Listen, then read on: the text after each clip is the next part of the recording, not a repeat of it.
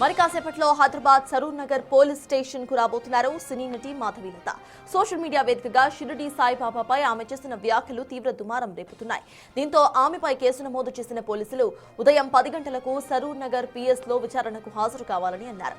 సాయిబాబాపై social మీడియాలో తప్పుడు ప్రచారాలు చేస్తున్న పలువురిపై ఎఫ్ఐఆర్ నమోదు చేశారు. మాధవీలతతో పాటు పలువురు యూట్యూబర్లపై కూడా కేసులు నమోదయ్యాయి.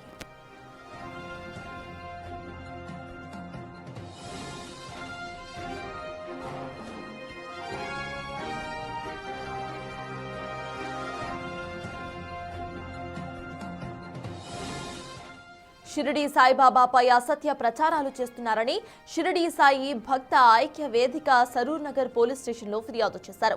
మొత్తం 14 మందిపై కేసులు నమోదయ్యాయి. ఈ కేసుకు సంబంధించి ఇవాళ్ల విచారణకు హాజరు కావాలని సరూర్ నగర్ పోలీసులు నోటీసులను జారీ చేశారు. అంతేకాకుండా తెలంగాణతో పాటు మహారాష్ట్రలోని షిరిడి పోలీస్ స్టేషన్లో వీరిపై కేసులు నమోదైనట్లుగా సమాచారం.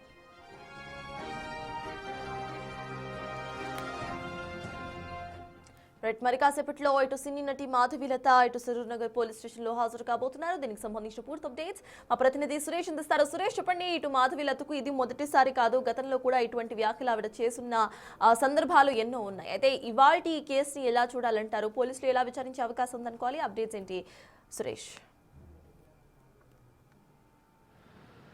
సాయిబాబా భక్తుల మనోభావాలను కించపరిచే విధంగా మాధవీలత వ్యాఖ్యలు చేసింది. సాయిబాబా అసలు హిందువుల దేవుడే కాదు అంటూ కూడా ఆమె అసత్య ప్రచారాలు చేస్తుంది అని చెప్పేసి కూడా షిరిడి సాయిబాబా భక్త ఐక్య వేదిక ఫిర్యాదు చేయడం జరిగింది. ఆ ఫిర్యాదు మేరకు సరూర్ నగర్ పోలీసులు వివిధ సెక్షన్ల కింద కేసు నమోదు చేసి దర్యాప్తు చేస్తున్నారు. అయితే ఆ మాధవీలతతో పాటు మరొక 14 మంది యూట్యూబర్స్ పైన కూడా కేసు నమోదు చేయడం జరిగింది. చాలామంది సోషల్ మీడియాలో సాయిబాబా భక్త ఐక్య వేదిక ఫిర్యాదు చేయడం జరిగింది. ఆ ఫిర్యాదులో పలు అంశాలతో పాటు ఆ యూట్యూబ్ లకు సంబంధించిన లింకులు, అదేవిధంగా ఇన్స్టాగ్రామ్లకు సంబంధించిన ఐడీలు అన్నీ కూడా ఇచ్చి వీళ్ళు సాయిబాబా భక్తుల మనోభావాలను కించపరిచే విధంగా మాట్లాడారు. వీరిపైన చట్ట ప్రకారం చర్యలు తీసుకోవాలని చెప్పేసి కూడా వారు ఫిర్యాదు చేయడం జరిగింది. కానీ మాధవీలత నేను మాట్లాడిన మాటలకు కట్టుబడి ఉంటాను, నేను ఉన్నదే మాట్లాడాను, లేనిది ఎక్కడా మాట్లాడలేదు, ఆయన సాయిబాబా హిందువుల దేవుడు కాదు, ఆయన అల్లా మాలిక్ అని చెప్తారు, ఆయన పేరే ఉంది, అది ఖచ్చితంగా ఆయన కాదు అని చెప్పేసి కూడా ఆమె దానికే కట్టుబడి ఉన్నా అని చెప్తుంది. కానీ నాకు ఎలాంటి పోలీసులు నోటీసులు ఇవ్వలేదు, పోలీసులు ఇచ్చిన తర్వాత నేను స్పందిస్తానని చెప్పేసి కూడా మాధవీలత మాట్లాడడం జరిగింది. బిగ్ టీవీ మాట్లాడితే ఖచ్చితంగా దీనికి సంబంధించి మిగతా వారు కూడా ఈరోజు సరూర్ పోలీస్ స్టేషన్కి వస్తారా లేదంటే మాధవీలతకు మరొకసారి నోటీసులు ఇచ్చి విచారణకు పిలుస్తారా అనేది కూడా తెలియాల్సింది. ఇక భక్తులకు సంబంధించి సాయిబాబా భక్తులు పెద్ద ఎత్తున ఆందోళన కూడా సిద్ధమవుతున్నారు. ఎందుకంటే ఎంతో ఆరాధ్యంగా దేవించే సాయిబాబాకు సంబంధించి ఇలా కించపరిచే విధంగా మాధవీలత సినీ నటి అయ్యింది ఆమె వ్యాఖ్యలు చేయడం. అంతేకాకుండా కొంతమంది యూట్యూబర్లు కావాలని సోషల్ మీడియాలో ఇలా తప్పుడు ట్రోలింగ్లు చేస్తున్నారు కాబట్టి వారందరిపైన చర్యలు తీసుకోవాలని చెప్పేసి కూడా డిమాండ్ చేయడం జరిగింది. అయితే సురేష్, ఏ టైంకి మాధవీలత ఇటు పోలీస్ స్టేషన్కు హాజరు కాబోతున్నారు? దానికి సంబంధించిన డీటెయిల్స్ ఏంటి?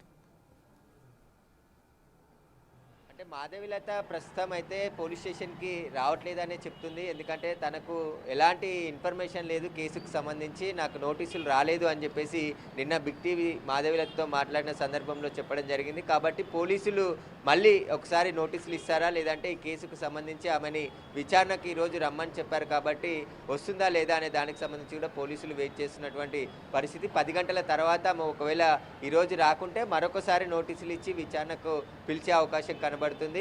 మిగతా వారందరూ కూడా యూట్యూబర్స్ ఎవరైతే ఉన్నారో వారిపైన కూడా కేసు నమోదైంది కాబట్టి వారిని కూడా నోటీసులు ఇచ్చి విచారణకు పిలిచారు. పోలీసులు కూడా మాధవీలత ఈరోజు వస్తుందా లేదా అనే దానికి సంబంధించి స్పష్టత ఇవ్వలేదు. పోలీసులకు కూడా సమాచారం మాధవీలత ఇవ్వనట్టు తెలుస్తుంది కాబట్టి ఆమె ఈరోజు రాకుంటే ఒకసారి నోటీసులు ఇచ్చి విచారణకు పిలిచే అవకాశం కనబడుతుంది. Right, yes, thank you Suresh. మొత్తానికి సాయిబాబా గురించి ఇటు అనుచిత వ్యాఖ్యలు చేసిన నటి మాధవీలతపై పలు సెక్షన్స్ కింద ఇటు కేసు నమోదయ్యే అవకాశం కనిపిస్తుంది. ఆల్రెడీ విచారణకు హాజరు కావాలంటూ నోటీసులు సర్వ్ చేశారు పోలీసులు. అయితే దీనికి సంబంధించి మాధవీలత తనకు ఎటువంటి సమాచారం లేదు అంటూ కూడా ఇవాళ ఆవిడ విచారణ స్కిప్ చేసే అవకాశం కనిపిస్తోంది. తదుపరిగా మళ్ళీ నోటీసులు జారీ చేసే అవకాశం మనకు కనిపిస్తోంది.